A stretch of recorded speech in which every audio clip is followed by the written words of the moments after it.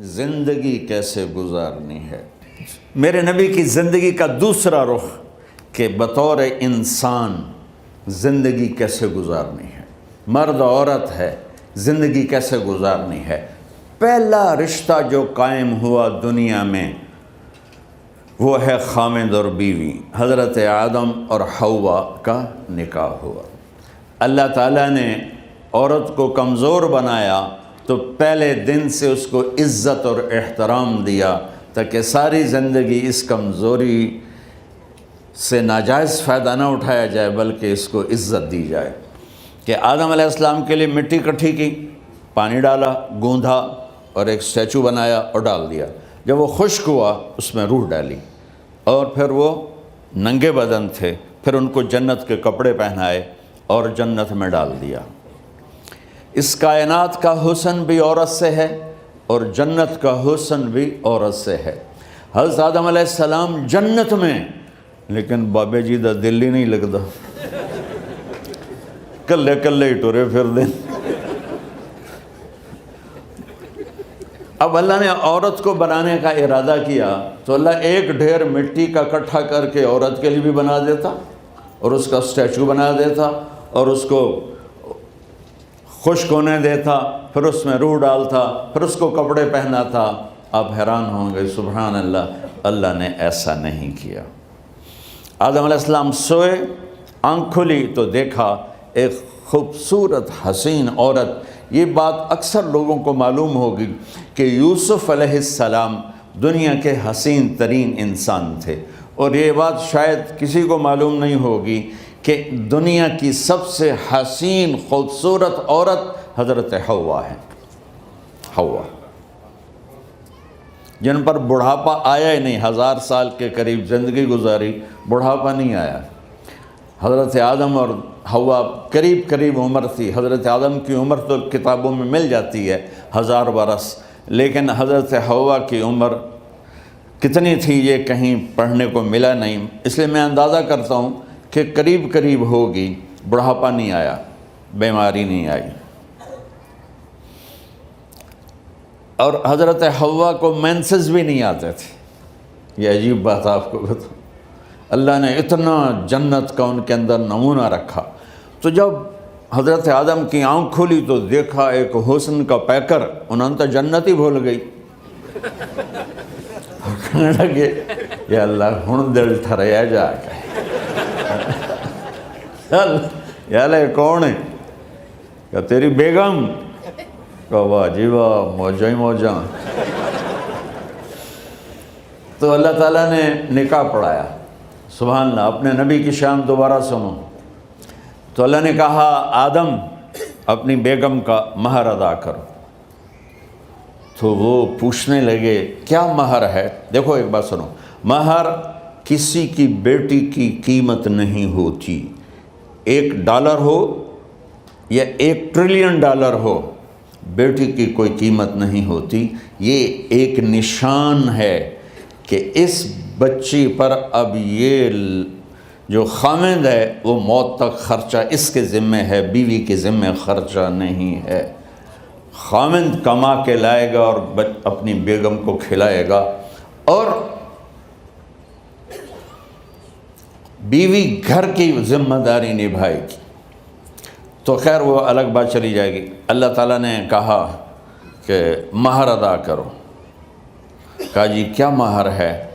تو میرے اللہ نے کہا تیری نسل میں میرا آخری نبی آئے گا، اس پہ ایک دفعہ درود پڑھ دے، یہ مہر ہے۔ اچھا، شروع دن سے ہے کہ میں نے قبول کیا۔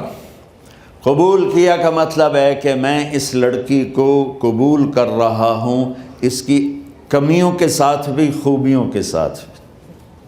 اور جب لڑکی کہتی ہے سائن کرنا قبول کیا ہے، یا زبان سے کہے قبول کیا ہے، تو یہ اس بات کی گارنٹی ہے کہ میں نے اپنے اس لڑکے کو خامد ہونے کے طور پہ قبول کیا، اس کی کمیوں کے ساتھ بھی، اس کی خوبیوں کے ساتھ بھی۔ اور جو ہی شادی ہو کر ڈولی سسرال کے گھر جاتی ہے تو ٹیسٹ شروع ہو جاتا ہے، کی کر دیے، باندھی کے میں، اٹھیں دی کے میں، بول دی کے میں۔ اور اس میں بہت زیادہ نیگیٹو کردار ہے سسرال کا. کئی لڑکیوں کا چونکہ ہم نے اپنے نبی کی زندگی نہیں قبول کیا. یہ واجب ہے کہنا قبول کیا کہ جس میں پیغام ہے کہ اب میں اس کی میں کوئی کمی ہے وہ بھی قبول کروں گی, کوئی خوبی ہے تو سر ماتھے پر.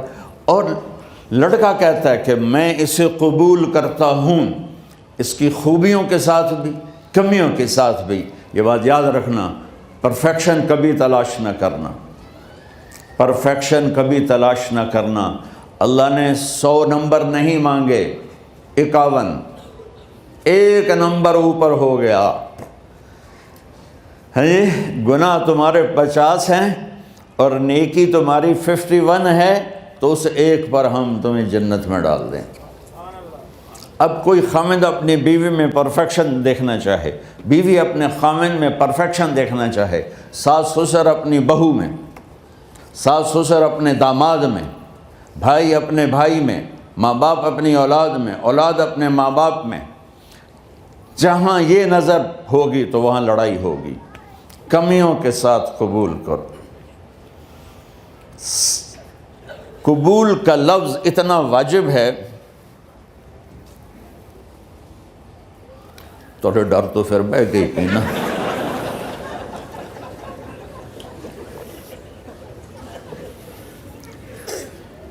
قبول کا لفظ اتنا ضروری ہے کہ اس کے بغیر نکاح ہی نہیں ہوتا.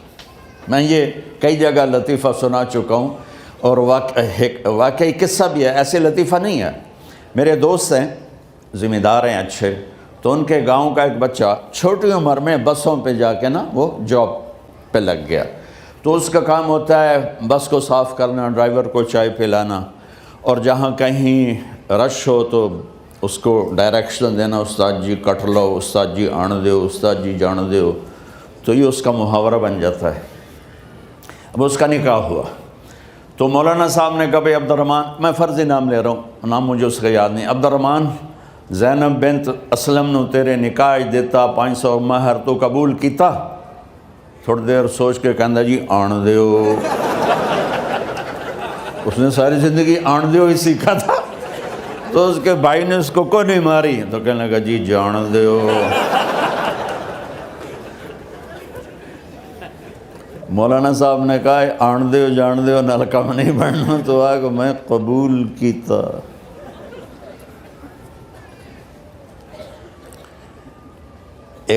یہ بھی صحیح واقعہ سنا رہا ہوں.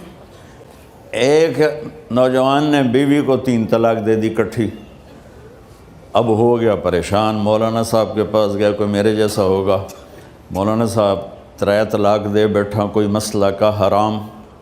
کہا جی کوئی رستہ حرام, کوئی گنجائش حرام. اس نے جیب سے موٹا سا لفافہ نکالا اور مولانا کے جا نماز کے نیچے ڈال دیا. کہ مولانا صاحب کوئی گنجائش, کہ ہن تو سوچنا ہی پوے. کی آکھیا یہ تو اپنی بیگم نو؟ اس آکھیا جی میں آکھیا ہی 3 طلاق. اس آکھیا مبارک ہوئے طلاق نہیں ہوئی. میں آکھیا جی او کیویں؟ آکھے او جڑا یہ طلاق ہے عربی دا لفظ, اس سے چاکھنا پمدا ہے طلاق.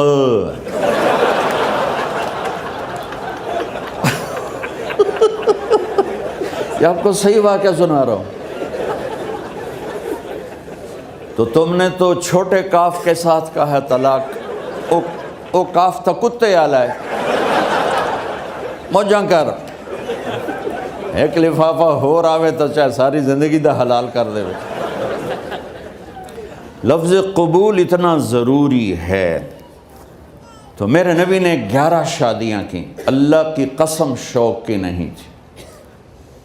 ما تزوجت وما زوجت الا بوحی من السماء نزل به جبریل. کہ لوگوں سن لو میری بات غور سے, مجھے عورت کی کوئی رغبت نہیں ہے. میں نے جہاں شادی کی, جہاں بیٹی کی شادی کی, پہلے اللہ نے آسمان سے جبریل بھیج کے حکم دیا, پھر میں نے قدم اٹھایا. تو پہلا رشتہ خامند اور بیوی ہے جو اس کائنات میں جڑتا ہے. یہ دنیا کا سارے رشتوں میں نمبر 1 رشتہ ہے، سب سے خوبصورت رشتہ ہے، سب سے اہم رشتہ ہے، سب سے بڑا رشتہ ہے۔ والدین کے لیے چند آیات ہیں، اولاد کے لیے چند آیات ہیں، بہن بھائیوں کے لیے چند آیات ہیں، خاوند اور بیوی کے لیے سینکڑوں آیات ہیں، سینکڑوں۔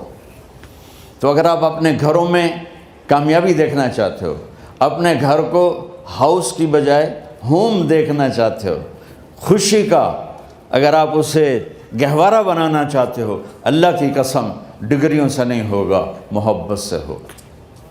میرے نبی سے پوچھا گیا یا رسول اللہ اسلام کا سب سے مضبوط عمل، نہیں، میرے نبی نے سوال کیا، بولو بھائی اسلام کا سب سے مضبوط عمل کیا ہے؟ صحابہ نے کہا نماز۔ نہیں، سبحان اللہ، ابھی میں نماز کی کتنی اہمیت بتا چکا ہوں۔ انہوں نے عرض کیا جہاد، آپ نے فرمایا نہیں۔ تو صحابہ نے عرض کیا روزہ، آپ نے فرمایا نہیں۔ اللہ اکبر۔ کہ یا رسول اللہ حج، آپ نے فرمایا نہیں۔ تو سارے صحابہ حیران ہو گئے، یا رسول اللہ نماز، جہاد، روزہ، حج، تو پھر کیا ہے؟ اب سننا سارے بہن بھائی، مستورات، بچے بچیاں، آپ نے فرمایا اسلام کا سب سے مضبوط اور بڑا عمل ہے آپس میں اللہ کے لیے محبت کرنا۔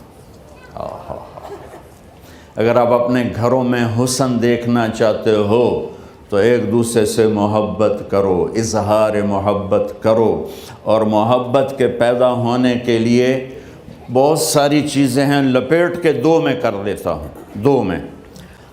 بیوی کی خوبی دیکھو، کمی نہ دیکھو، خاوند کی خوبی دیکھو، کمی نہ دیکھو، پہلی بات۔ دوسری بات، اس زبان سے زہر نہ اگلو محبت کے پھول، اس زبان سے کڑوے جملے نہ ہوں، طنز نہ ہو، ٹانٹنگ نہ ہو، بےعزت نہ کرو، انسلٹ نہ کرو، تو آپ کے دل جڑ جائیں گے۔ یاد رکھو شکلوں سے زندگی آباد نہیں ہوتی، زندگی اخلاق سے آباد ہوتی۔ تو اپنے گھر سے ٹانٹنگ نکال دو۔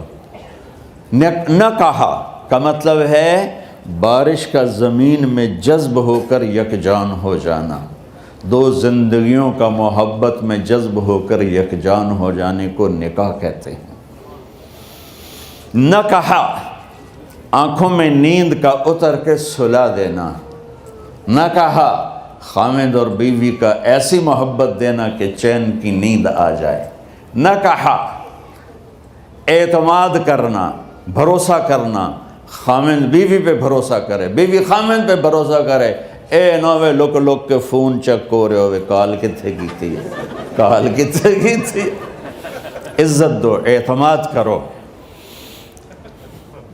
چوتھا مطلب درخت کا چھاؤں بنا دینا، نہ کہا میاں اور بیوی، خاوند اور بیوی کا محبت کی ایسی چھاؤں بنانا کہ اس کے نیچے اولاد کا پودا خوبصورتی سے پیدا ہو سکے۔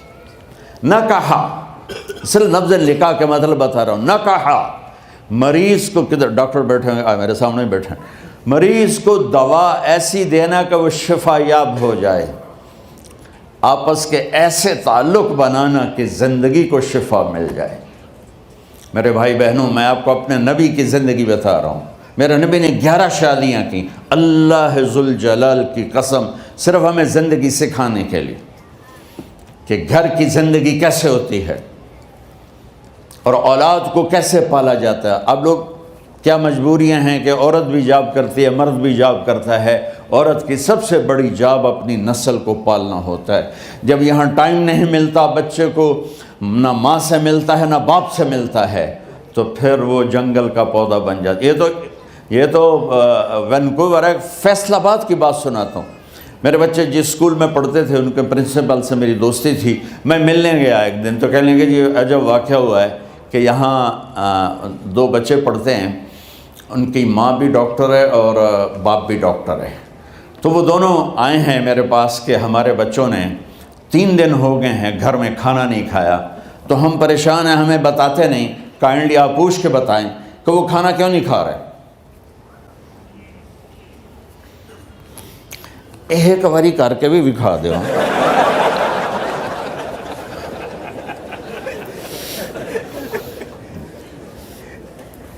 ہمارا دین اتنا خشک نہیں، ہمارے مولوی صاحبان نے زیادہ خشک بنا دیا.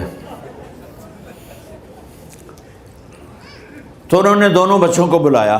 سننا، سارے فیملیز بیٹھے ہو جہاں میں فیملی کی زندگی کو فوکس کر کے نبی سے جوڑ کے بتا رہا ہوں، طارق جمیل کے تجربے نہیں بتا رہا. دونوں بچوں کو بلایا. بیٹا آپ کھانے کو نہیں کھا رہے؟ کہا جی ہم اپنے ممی اور بابا کے سامنے نہیں بتائیں گے. تو انہوں نے دونوں کو باہر بٹھا دیا. پھر پوچھا اب بتاؤ کیا مسئلہ ہے؟ ان کا سر ہم صبح جب ناشتہ کرتے ہیں تو ہمارے ممی ڈیڈی سو رہے ہوتے ہیں، ہماری ان سے ملاقات نہیں ہوتی. جب ہم اسکول سے واپس آتے ہیں تو ممی ڈیڈی اپنے میڈیکل کالج میں ہوتے ہیں، ہاسپٹل میں ہوتے ہیں، تو ہمیں ان کو دیکھنے کا موقع نہیں ملتا. شام کو جب ہم کھانا کھاتے ہیں تو یہ دونوں اپنے پرائیویٹ کلینک میں ہوتے ہیں، تو ہم ان کو دیکھ نہیں پاتے. پورا ہفتہ گزر جاتا ہے، ہمیں ماں باپ کی شکل نظر نہیں آتی. تو ہم نے سٹرائک کی ہے کہ ایسے ماں باپ کی روٹی کیا کھانی جو اپنی شکل بھی نہ دکھا سکیں. تو اس لیے ہم نے کہا ہم نے بائیکاٹ کیا ہے، گھر میں نہیں کھانا ہے. تو ایسی لائف مت بناؤ. یہاں ایک بہت بڑا چکر شیطان دیتا ہے، بڑی گاڑی لے لو، $100 کی قسط تو ہے، اور بڑا گھر لے لو، $200 یا $100 کی قسط تو ہے. پھر میاں بھی کام کرے، بیوی بھی کام کرے، جو کہ بڑا گھر باقی رہے، تو خوشیاں تو مٹ گئیں. جو ڈبل جاب کرے گا، پھر ڈبل جاب کرتے ہیں. ڈبل جاب کرنے والا بیچارہ تھکا ہوا ذہن لے کے آتا ہے، وہ کیسے ٹائم دے گا اپنے بچوں کو خوشی کے ساتھ؟ جو ماں جاب کر کے آئے گی پھر کھانا پکائے گی، وہ جب اتنی تھک جائے گی تو اپنے بچوں کو کھلا ٹائم کیسے دے سکے گی؟ پوری کائنات کی ذمہ داری تھی میرے نبی کے سر پر، اور آپ اس کے باوجود روزانہ حسن حسین کے لیے وقت نکالتے تھے. اور انہوں کو آ کر کوئی لیکچر نہیں. دیکھو ماں باپ سے ایک بات کرتا ہوں، لیکچر تھوڑا دو، محبت زیادہ کرو. یہ نہ کرو، یہ کیوں کیا، یہ کرو، یہ کرو، یہ چھوڑ کر صرف سینے سے لگاؤ، صرف محبت دو. کمیوں سمیت بچوں کو قبول کرو، ان کی زندگی تبدیل ہو جائے گی. اتنے بڑے نبی، اتنی بڑی ذمہ داری، اور اتنا درد سینے میں کہ آپ کے سینے سے ایسے ابلنے کی آواز آتی تھی جیسے ہانڈی ابلتی ہے. اس کے باوجود آپ روزانہ کہتے این اللقا، میرے شرارتی بچے کدھر ہیں؟ تو وہ بھاگے بھاگے آتے. دیکھو میں فزیکل کر کے بتاؤں گا تاکہ آپ کو پتہ چلے زندگی کیسے گزاری. کہ میرے شرارتی بچے کدھر ہیں؟ 7 بر اعظم کی ذمہ داری ہے. اور تھوڑی چھوٹیاں جابن تو تسی کہتے ہو بزی بڑے ہیں، بزی بڑے ہیں. میرے نبی پہ 7 بر اعظم کے انسانوں کی ذمہ داری ہے، اور آخری آنے والے انسان تک کی ذمہ داری ہے. اس سے بڑی جاب کس کی ہوگی کائنات میں؟ اور پھر آپ روزانہ آتے ہیں این اللقا، میرے شرارتی بچے کدھر ہیں؟ تو حسن حسین بھاگے بھاگے آتے. آپ ان کے لیے یوں ہو جاتے تھے، آؤ بھائی میری کمر پہ چڑھ جاؤ. اپنے نبی کی عظمت کو جانو کہ انہوں نے زندگی کیسے سکھائی. چاند کے 2 ٹکڑے کر دینا کوئی معمولی بات ہے، آسمان چیر کے چلے جانا معمولی بات ہے، ایک زندگی سکھا کے جانا سب سے بڑی بات ہے. کتنی اولادیں برباد ہو گئیں ماں باپ کی وجہ سے، کتنے گھر اجڑ گئے ساس سسر کی وجہ سے، کتنے گھر اجڑ گئے لڑکی کے بدتمیز ہونے کی وجہ سے، کتنے گھر اجڑ گئے لڑکے کے شرابی اور باہر کی گندگی کی وجہ سے. زندگی سیکھو. یہ اتنے بڑے نبی ہو کر آپ یوں ہو رہے ہیں جیسے میں نے آپ کو کر کے دکھایا. دونوں کو اوپر بٹھا لیتے اور کمرے میں چکر لگاتے تھے، پھر یوں کر کے پوچھتے تمہارا اونٹ کیسا ہے؟ سوال. پھر دونوں کو اتار دیتے اور اپنی نواسی زینب، جن کو حضرت علی کی وراثت ملی کس کی؟ علم کی، فصاحت اور بلاغت کی، ان کو کمر پہ بٹھا لیتے اور اکیلی زینب کو پورے گھر میں چکر لگواتے تھے۔ اور بھی دکھ ہیں زمانے میں محبت کے سوا، راحتیں اور بھی ہیں وصل کی راحت کے سوا، کیا صرف کمانا ہی کام ہے؟ ادھار کی زندگی سے بچو، خوش و خرم رہو، اس کو قسط دینی ہے، یہ قسط دینی ہے، یہ قسط دینی ہے، یہ دینی ہے، سر میں درد نہیں ہوگا تو اور کیا ہوگا؟ تو آپ اتنے بڑے عظیم ہو کر وقت نکال رہے ہیں، اور حضرت ابو ہریرہ فرماتے ہیں میری آنکھوں نے دیکھنا سارے کہ آپ نے کبھی حسن کبھی حسین، یہاں جیسے مائیں کرتی ہیں ادھر کھڑا کیا ہوا ہے اور جھولا جھولا رہے ہیں ایسے، اور ان کے دونوں ہاتھ پکڑ کر کہہ رہے ہیں آ جاؤ، اوپر آ جاؤ، اوپر آ جاؤ، آگے پہاڑی ہے، اوپر آ جاؤ، آگے پہاڑی ہے، تو ایسے ایسے آتے، اور اوپر آؤ، وہ یہاں آ جاتے، آگے آؤ، وہ یہاں آ جاتے، آگے آؤ، وہ یہاں آ جاتے، تو پھر آپ یوں ہو جاتے، آگے آؤ، تو چڑھتے چڑھتے یہاں آ جاتے، جب وہ یہاں آ جاتے تو آپ ان کے ہاتھ فکس کر کے آگے بڑھ کر ان کے ہونٹوں کا بوسہ لیتے اور کہتے یا اللہ میں ان سے پیار کرتا ہوں، تو بھی ان سے پیار فرما۔ بھائیو اللہ کی قسم، پیسے سونے چاندی سے زندگی میں خوبصورتی نہیں آتی، نبی کی غلامی سے زندگی میں خوبصورتی آتی ہے۔ اتنے بڑے نبی ہیں اور حضرت عائشہ سے کہہ رہے ہیں دوڑ لگائیں۔ یہاں کسی مولانا سے پوچھو اپنی بیوی سے کبھی کہا اس نے کہ دوڑ لگائیں؟ الٹا سوٹا لے تو کھلو جائے گا۔ عائشہ دوڑ لگائیں، اور واپسی کہاں سے ہو رہی ہے؟ دوڑ کہاں لگ رہی؟ جہاد کے سفر سے واپسی ہو رہی، اور آپ نے اپنے صحابہ سے کہا سب آگے چلے جاؤ۔ جب سارے آگے چلے گئے اور کوئی نظر نہیں آ رہا تو آپ نے کہا عائشہ آؤ دوڑ لگائیں، تو حضرت عائشہ کہتے ہم نے دوڑ لگائی تو میں آگے نکل گئی لیکن ابھی پیچھے رہ گئے۔ کچھ سال گزرے تو پھر ہم سفر سے واپس آ رہے تھے تو آپ نے صحابہ سے فرمایا سب آگے چلے جاؤ، چلے گئے۔ آپ نے کہا عائشہ دوڑ لگائیں؟ کہ جی لگائیں۔ کون دنوں میں ذرا موٹی ہو گئی تھی تو پھر اللہ کے نبی آگے نکل گئے، میں پیچھے رہ گئی، تو آپ نے کہا عائشہ ہذہ بتلک، آج تو اور میں برابر